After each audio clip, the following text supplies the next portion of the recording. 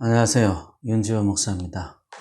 하나님 나라에 대해서 우리 계속하겠습니다. 하나님 나라의 회복에 대해서 지금 설명을 할 텐데, 하나님 나라의 회복, 그리고 왕국의 회복은 기본적으로 죄로 인해서 파괴되었기 때문에 이 죄의 문제를 해결해야 됩니다. 자, 그러면 죄의 문제를 어떻게 해결할 것인가? 하나님 나라를 회복시키기 위해서 죄의 문제를 어떻게 해결할 것인가? 기본적으로 생각해야 될 게 뭐냐면 하나님의 뜻대로 하는 겁니다. 하나님의 뜻대로. 그래서 예수의 죽음의 가장 기본적인 원리나 이해해야 될 점이 뭐냐면 하나님의 뜻이 이루어졌다는 관점에서 봐야 됩니다. 그래서 예수의 죽음을 준비한 것도 역시 하나님의 뜻이고, 예수의 어떤 죽음의 방법들, 그 죽음이 이 죄의 문제를 해결할 어떤 원리들이나 이런 것이 전부 다 하나님 마음대로 이루어진다는 거예요.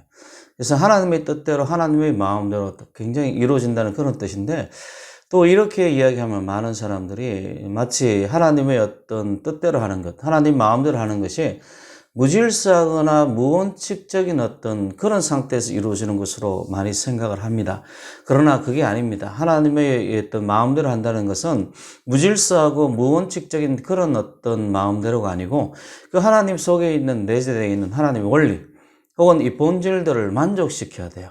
그래서 하나님의 공의라든지 정의, 하나님의 신실함, 사랑, 거룩함, 이 모든 것을 만족시켜야 되는 겁니다. 뿐만 아니고 나아가서 하나님께서 창조하신 그 자연의 모든 원리도 만족시켜야 돼요. 그 안에 포함되는, 들을 수 있는 것이 뭐냐면 인간에게 주신 어떤 믿음의 원리들, 인간에게 주신 어떤 율법들, 인간에게 주신 어떤 하나님의 뜻들, 이런 것들도 다 만족시켜야 된다는 것을 의미합니다.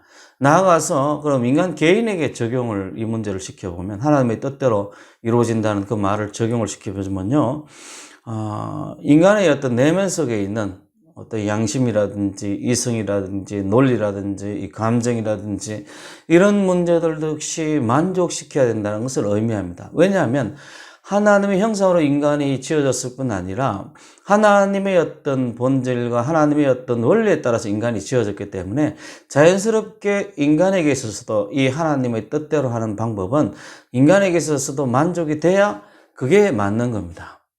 즉, 죄의 문제를 해결하신 하나님의 문제를 이 죄인된 우리가, 인간이 받아들이면 우리 성품이나 모든 면에서 이 하나님의 방법이 만족이 된다는 거예요.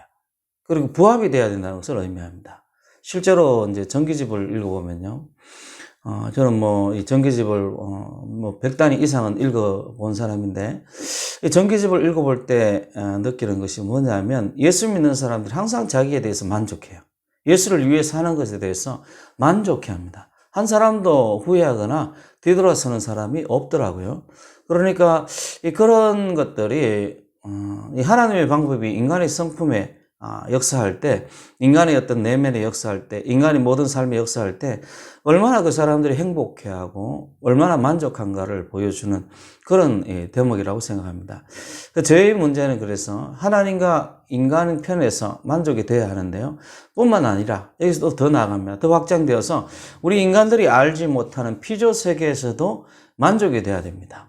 왜냐하면 하나님께서 모든 피조 세계를 만들었기 때문에 인간만 만족시키는 것이 아니라 자연계, 인간에게 속한 어떤 자연계도 만족되어야 될 뿐 아니라, 뿐만 아니라 인간이 알지 못하는 천사라고 해도 좋아요.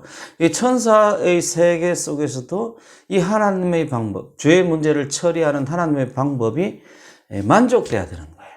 만족돼야 되는 거예요. 그게 이제 이 첫 번째, 이 하나님 나라의 회복에 대해서 기본적으로 우리 생각해야 될, 그리고 예수의 죽음의 가장 기본적으로 생각해야 되고 이해돼야 될 하나님의 뜻이라는 그 관점의 해석입니다. 그래서 이런 하나님의 뜻이 어떻게 작용하는가? 우리 지난번에 본 것처럼 하나님께서 생각해내신 것은 대신 죽음입니다. 그래서 인류의 죄를 대신해서 죽는 이 죽음을 생각해내신 거예요. 그리고 이것은 처음부터 인간이 어떤 타락할 때, 혹은 그 이전이라고 해도 좋을지 모르겠는데, 어쨌든 그런 것은 성경에 잘 안 나와 있으니까 어쨌든 처음부터 하나님의 어떤 계획 속에 있었던 겁니다. 이 대신 죽음의 처음 제물은 이 짐승이었죠. 어떤 짐승인지는 성경에 나와 있지 않지만 어쨌든 이 짐승이 사람의 죄 때문에 대신 죽었어요. 그러나 이 짐승의 대신 죽음이 일시적일 수밖에 없는 것이 그 짐승이 사람의 죄를 대신할 수 없기 때문에 그렇습니다. 사람은 하나님의 형상으로 지음받았지만 짐승은 하나님의 형상이 아니잖아요. 그리고 이 사람은 인류를 그리고 피조 세계를 이 대표하는 그런 이 대표자의 위치, 지도자의 위치에 있지만은 짐승은 그렇지 않잖아요. 그 짐승과 사람의 그 죽음의 무게와 이 가치가 다를 수밖에 없습니다. 그래서 이 짐승은 사람의 죄를 완벽하게 대신해 죽을 수가 없어요. 일시적인 것에 불과하다라고 히브리서에 그렇게 나옵니다. 그리고 히브리서에 이 성경은 이 짐승의 대신 죽음을 일시적이고 임시적이었다고 이야기를 합니다. 대신 죽음의 어떤 사건이 이루어지기 위해서 그럼 어떻게 돼야 되는가? 결국 이 대신 죽음의 사건, 그러니까 우리 인간의 죄를 대신할 존재는 인간일 수밖에 없는데요. 이런 죽음이 이루어지기 위한 첫 번째로 아까 이야기한 것처럼 하나님의 뜻입니다. 하나님의 뜻에 의해서 아담이 인류를 대표한 것처럼 인류를 대표할 수 있는 자격이 부여돼야 됩니다. 하나님에 의해서 이 사람은 인류를 대표하게 한 자격이 있다. 이렇게 자격이 부여돼야 돼요. 그게 바로 예수 그리스도입니다. 두 번째로는 이런 인류의 죄가 기본적으로 하나님에 대한 죄잖아요. 거기에 대해서 이제 우리 다윗이 범죄했을 때 하나님 앞에 이 시편에 보면 나와 있죠. 내가 오직 주께만 범죄하여 이렇게 해서 죄라는 것은 가장 기본적으로 첫 번째 하나님에 대한 범죄입니다. 그렇기 때문에 우리 죄를 대신해서 죽을 어떤 존재는 하나님을 만족시킬 정도로 거룩해야 됩니다. 인간의 죄를 대신해서 인간을 만족시킬 정도로 그런 행실이 거룩한 그런 어떤 깨끗하고 순결한 그런 존재가 아니고 인간의 죄를 대신해서 피해 입은 상처 입은 분이 하나님이시니까 하나님의 마음을 만족시킬 정도로 거룩해야 돼요. 성경에는 이제 문제는 뭐냐면 천사라도 하나님 보시기에 거룩하지 못하다 이렇게 기록되어 있기 때문에 결국 하나님 마음을 만족시킬 만한 존재는 천사가 될 수 없습니다. 사람도 물론 될 수 없고요. 바로 하나님 자신밖에 없어요. 그것을 만족시키는 분이 바로 하나님의 아들 예수 그리스도입니다. 세 번째로는 인간의 죄가 있기 때문에 반드시 그 인간의 죄를 대신해서 죽을 존재는 죄를 지은 당사자, 곧 사람이어야 됩니다. 사람이어야 돼요. 그래서 성경에서 예수님이 사람인 것에 대해서 자주 나오죠. 인간의 감정을 느낀다든지, 피곤해서 지쳐서 잠이 든다든지, 운다든지, 분노한다든지, 이런 어떤, 인간의 어떤 감정의 연약함들이 성경에 그대로 드러나 있습니다. 그건 뭐냐면 예수님이 사람이라는 뜻입니다. 그래서 육신이 된 이 사람이어야 이 대신 죽음의 자격이 있습니다. 그분이 바로 예수 그리스도입니다. 그리고 예수 그리스도가 이 대신 죽음을 이룰 정도로 예수 그리스도가 받아야 될 형벌은 인간의 죄에 대한 징벌의 문제가, 그러니까 인간이 죄를 졌기 때문에 그것을 징벌을 받아야 되잖아요. 그 문제가 해결될 정도의 무게가 있는 가혹한 그런 형벌이어야 됩니다. 그리고 동시에 이 형벌은 모든 것을 만족시켜야 될 그런 형벌이에요.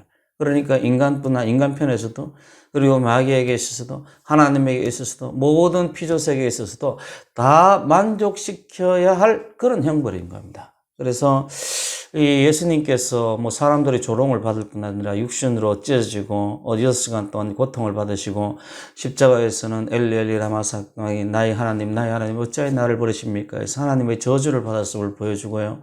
심지어는 영문사도신경에는 보면 예수님께서 지옥에 내려갔다라고 이야기를 하는 것은 인간의 죄에 대해서 받아야 될 그 형벌을 예수님께서 그대로 다 받아야 될 그런 형벌이었던 거예요. 그래서 이런 것을 만족시켜야 할 그런 형벌이어야 합니다. 대신 죽음이라는 것은 죄로 인해서 죽어야만 하는 사람들을 살리기 위한 하나님의 방법입니다. 마지막으로 그래서 이 대신 죽는 사람은 죄로 인해서 죽어야만 하는 그런 사람을 살리는 거니까, 죄의 권세를 이기는 거니까, 죄의 권세가 쏘는 것이 사망이니까 역시 사망도 이겨야 돼요. 그래서 대신 죽은 자는 반드시 다시 살아나야 됩니다. 그것이 바로 예수 그리스도의 부활로 증명이 되었어요. 예수 그리스도의 부활은 한 곁에서 이루어진 것이 아니라 수백 명, 그 당시 500명의 사람들이 일치에 예수의 부활을 목격하실 정도로 500명의 형제들이 일시에 목격할 정도로 그런 공개되고 알려진 그런 부활이었어요. 그래서 예수 그리스도의 부활로 이 대신 죽음을 통해서 죄로 인해서 죽어야만 하는 사람들을 살리는 하나님의 계획이 완성이 됩니다. 그래서 이런 어떤 이 부활을 통해서 우리가 죽어도 산다는 것을 예수님께서 증명하시고 보여주신 거예요. 이러한 이 방법들, 이 대신 죽음의 방법들은 예수님께서 우리 형벌을 대신해서 죽었기 때문에 인간의 양심을 자극시켜서 우리를 하여금 거룩한 길로 걸어가기를 할 뿐 아니라 자발적으로 하나님을 섬기게 만듭니다. 그리고 이들은 과거에 하나님의 대적자였지만 이제는 하나님의 백성으로서 하나님을 위해서 살아가는 그런 사람이 되는 거예요. 그래서 예수님은 하나님의 방법으로 이 땅에 오셨습니다. 그리고 인간의 모든 것을 인간을 구원하기 위해서 필요한 모든 것을 만족시키고 인간으로 하여금 하나님의 사랑과 은혜에 감격하면서 하나님께 영광을 돌리게 하신 거예요. 참 감사하죠. 여러분들도 이 예수 그리스도를 늘 바라보며 은혜의 감격 속에 있기를 바랍니다. 감사합니다.